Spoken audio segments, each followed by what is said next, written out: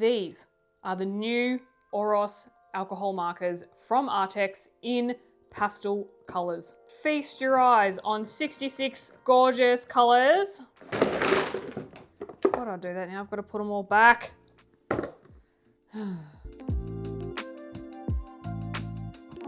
So that's 10 minutes I'm never getting back. And we are rolling.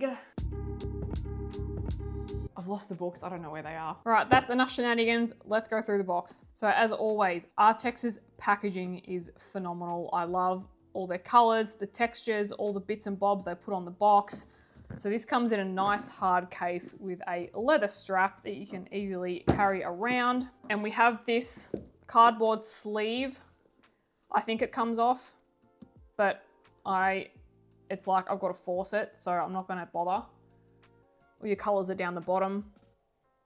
And we can see here that we've got dual tip, alcohol-based ink, 66 pieces, like I said, brush tip and chisel tip design. And on the back, we have our 66 saturated colors. So we've got your 64 and then you've got your blender and a black, which I actually love that they've included a black. That's awesome. So again, these are alcohol-based ink. And this is the Arrtx OROS sketch markers in pastel. And I will just add that I love that these come in a box. I don't like the canvas bags that a lot of alcohol markers come in because they can just fall around. And as soon as you pull one out, the whole thing goes A over T. So when you open the lid, we've got our standard packaging that comes in. We'll go through these in a minute.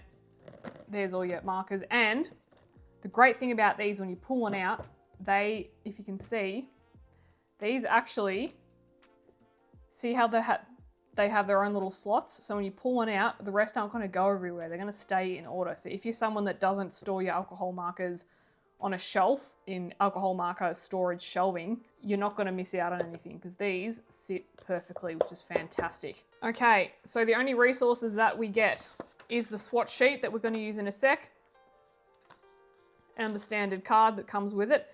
Funnily enough, this cardstock that they print the business cards on with the information, I actually keep these and I use these for swatching my alcohol markers and testing out colors. It would be really great if they used this cardstock for this type of swatching, because this paper I think is fine for pencils, potentially wet mediums. I'm kind of looking at it, I'm like, it feels a little bit too thin to be swatching the alcohol markers on. So I reckon it'd be really cool if they changed it to this. So we don't get any other resources in the pack other than that. Arguably, you don't really need much more. I just like resources. I like books. I like to flip through things. I like to look at the full color range that they have on their website in a book. Okay, so this is the barrel here. So as we know, we've got dual tips. So we've got the chisel on one side and the brush on the other. So the brush just looks like your standard, which we'll go through in a minute. And you've got your chisel.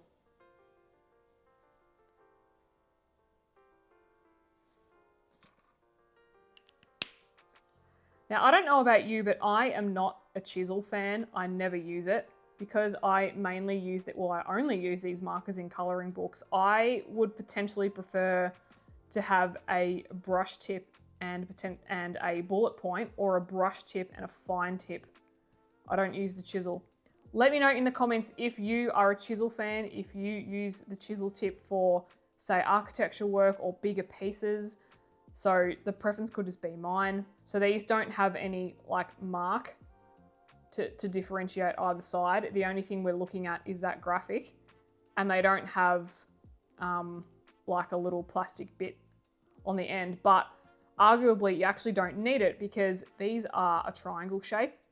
So they're not actually going to roll anywhere, which is fantastic. So also these as well, I don't know if you can tell, but I mean, they're clearly gray. Some alcohol markers are quite shiny and slick, whereas these have a bit of more of a matte finish to them and therefore a little bit more grippy, like a little bit more velvety. So if you have an issue with slick markers and then maybe like sweaty hands or something like that on a hot day, you might have better luck with these. And just looking at the tip, they have this really cute little border design. It's kind of like clouds. It's very cute. I like it, and that's on both ends.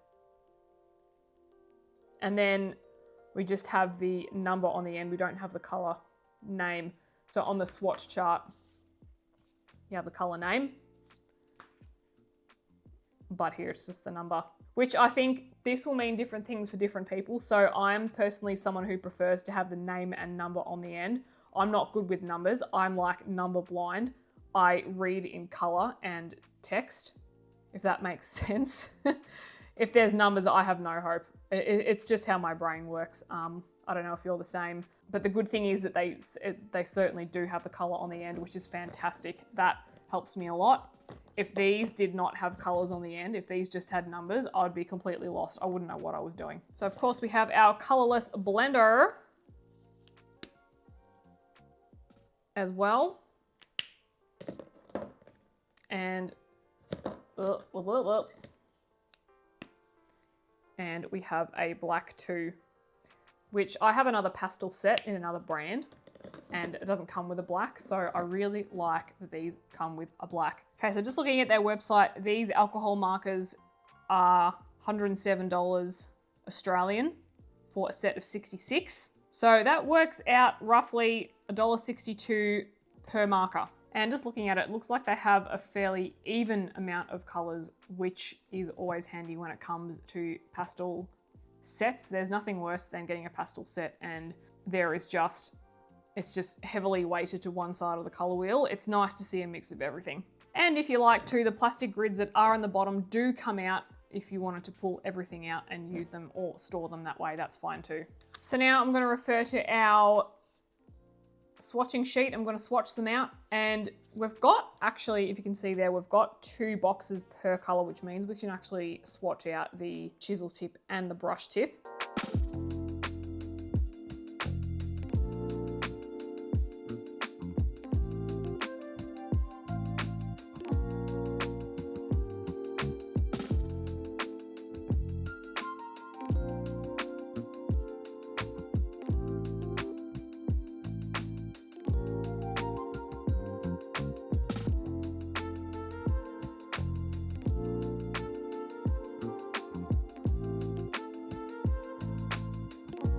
Alright, so here is our completed swatch chart. And I also completed a swatch on a piece of marker paper as well. And when I did the swatch on the marker paper, it was just really different. I don't know why. Potentially it could be the marker paper. I mean, this is just different. Like, this marker paper feels a lot more smooth. I don't know why. It could be the actual marker paper pad itself. The colors are a lot more vibrant here on the swatch sheet than they are. I can honestly hardly see the purple. I don't know why. I'm not well versed in marker paper to know why, but they did come up different, and I think it's just good to try as well. So I think if you're going to get any type of marker set, when you do get them, I'm sure you probably already do this, but just jot them down on your marker pad if you use marker pads as well, so you can see how the color is going to behave, because it is very different from the swatch sheet they give you. But it's not really a criticism. I think it's just like anything, different things are going to perform differently on different paper, aren't they? So looking at this, 90% of the whole grid is looking really even, Steven. The only colors that I think just look so similar are these purples over here. You could probably, the 406 and 407, you could probably knock off and just have one. And you could probably knock out a periwinkle or a thistle as well. So the chisel tip was on the left and the brush tip was on the right. So if you're seeing some color variations, that's why. Purely because the chisel tip takes one stroke, and with the brush, you're kind of going over a few. So this whole palette is perfect if you're looking for something for like a dreamy pastel look, if you're specifically looking to do that type of style. 100% leans more towards the mid to light values. There's probably only, like if you take away the black, there's probably only 6 or 7 of these that I would consider like a mid value. And if you're all fancy pants and if you're into like putting a photo of a color swatch in grayscale and seeing the mid to light and dark values, you can do that. And I think majority of this is super light colors, which I think if you're wanting to have a marker collection and you're not wanting to have hundreds and hundreds and hundreds, I'd recommend getting a pastel set such as this and then getting another set that's mid-tones to darks and merging those two together and then having a collection. So say if you want to have around 100 markers, this one plus another set would be good. This set on its own is not a complete marker collection in my opinion, but that's very obvious because it's pastel, so it was never intended to be that way, but I just wanted to point that out. We don't have any greys. So I've got another pastel set that does have greys in there that I find quite helpful. I don't know whether they just haven't included it because like it's an arty thing that you don't include grey. I don't know. So when we're considering our top of the line markers, say Copic for example, I think in Australia they retail at about $11 each. So these work out to be about, what did I say before? Like $1.20. So they are considered budget compared to Copic, but I think their performance is a lot better than budget. When I was swatching, I didn't have any issues with bleed or anything like that. So I did find myself wishing that there was like a ring around this side for the brush tip because I kept on having to like check it and flip it around. And I actually found the chisel tip not too bad. That could just be that I'm getting used to how they work, but yeah, you can see it's fairly flat there. All right, so just pulling the marker pad out again, let me just show you some things. So if I do that's how thick your brush tip is. That is really light, isn't it? Let's get another color. And here is this is another one. Yeah, so really light. And I probably will actually, I'm gonna do this on an Arrtx card in a minute, and then this is the chisel. So really thick. So good if you're someone that uses these professionally and you need to do like big bold lines, these would be really great. All right, you know what I'm gonna do? I'm actually gonna blend on this Arrtx card because I'm worried that we're not gonna be able to see it. Let's have a go. Okay, so let's go. That's 422.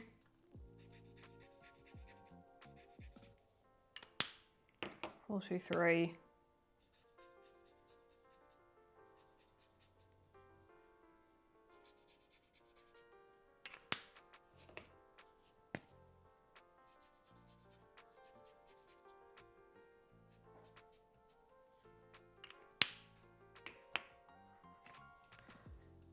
Okay, so yeah, let's get this out of the way. Everything's way too bright.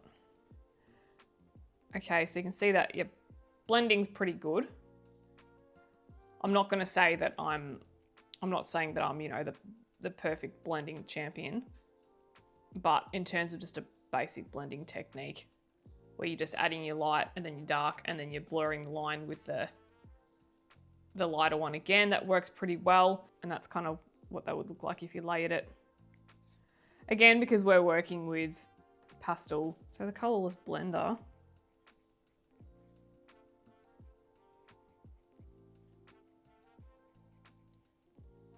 Works pretty well. The only technique that I really know with the colorless blender is to go over the top of existing colors and you can do effects and stuff. So if there is, I'm sure there's other colorless blender ways, but that is just some example. But a blender will come with every set. That brush nib is fairly flexible. So now I'm actually going to use some of the alcohol markers to base a coloring page, which is how I use alcohol markers 99.9% of the time. Anyway, I use them to base and then add pencil work over the top. So today I'm working in Australian native flower mandalas and we're picking this one here. And I've chosen a series of orange and pink and some peaches to base with, so I can go over the top with similar colors.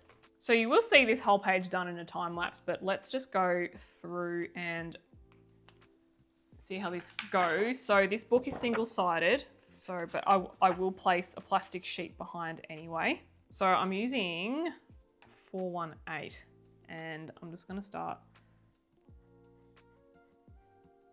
Yeah, well, look how dark that is. Okay.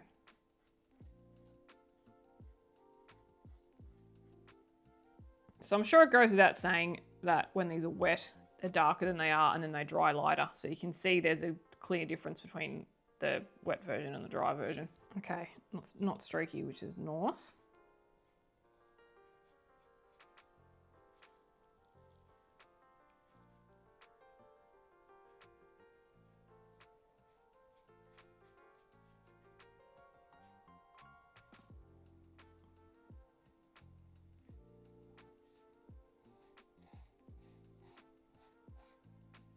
Okay, these are very non-streaky, which is awesome, but this paper, they are bleeding a fair bit, so let me just not do as close to the edge as I was going. They don't bleed as much in. I did do a quick test in a Cocoa Wire book, which I'll show you at the end, and they didn't bleed as much, but that could be because the line work is a lot thicker than this. I've just done that because I know a whole bunch of you use alcohol markers in those colouring books, so I thought, well, it's pretty fitting to show you an example because that might be very applicable for people. So this one that I have here is Mango, which is 421.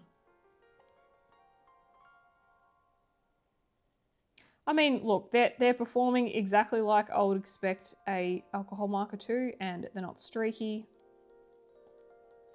They're not overly juicy. I know that I do need to open and close my caps away from the colouring page. I have forgotten that. And I haven't had bleed anywhere, and I didn't have any splotches over my swatch charts anyway that I can see. So far pretty good. And yes, for me, the biggest thing is streaky. I do have another set of budget markers that I would consider extremely streaky unless they're a super dark color. But yeah, that is bleeding out a fair bit, but that's not a criticism of the marker, I don't think. Can't figure out what's leaves and what's flowers.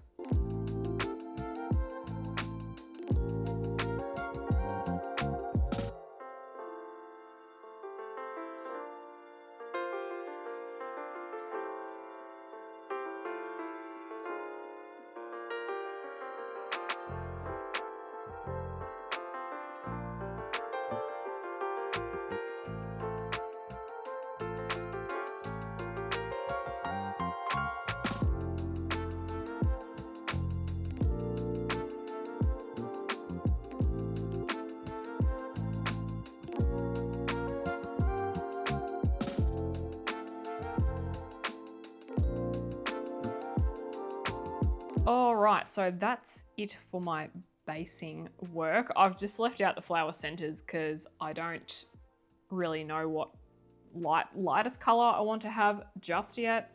I'm gonna leave that, but most of the elements are done. So I've just picked some peaches, beiges, light pinks and greens, and a little bit of yellow and some oranges. So I plan to do a very pink, red, orange, yellow color palette, and I think for the background I'm going to do some pencil work. You don't necessarily have to put pencil work over the top. You could actually use alcohol markers for shading if you like, if you prefer that. I just like the look of pencil work and alcohol markers together. So I'm going to use the polychromos today, I reckon, as well, and I will leave all the colors that I use down in the description. And I'll just show you the back of this. So the back, obviously, it's always going to bleed through, no matter if we have this printed black side here or not. And definitely with this kind of paper, good to have a plastic film. Some marker sets do come with a plastic sheet that you can use. This set doesn't, but I know that other brands do. And I've left some areas blank because I'm going to do some gel pen work over the top as well. Oh, and the other thing that I did wanted to mention too is these, because these are alcohol based, a lot of alcohol markers can actually have that alcohol smell, so that fumey kind of smell. These don't have a strong smell. Of course, if you hold it up to your nose, you can definitely smell it, but some brands, as soon as you crack the lid and start working with it, you can smell it from like a mile away. With these, it's very mild. So if you are sensitive to the alcohol smell, but you really enjoy using alcohol markers, these might be an option because they are easier on the nose. They are for me anyway, and just bear in mind that I'm an absolute fume freak. I love the smell, so I'm not sensitive to it at all. I'm probably a little bit desensitized to it. So I say I can't smell them. It doesn't mean that you won't be able to if you have a sensitive nose, so just keep that in mind. I love fumes. I'm a petrol head. I'm weird.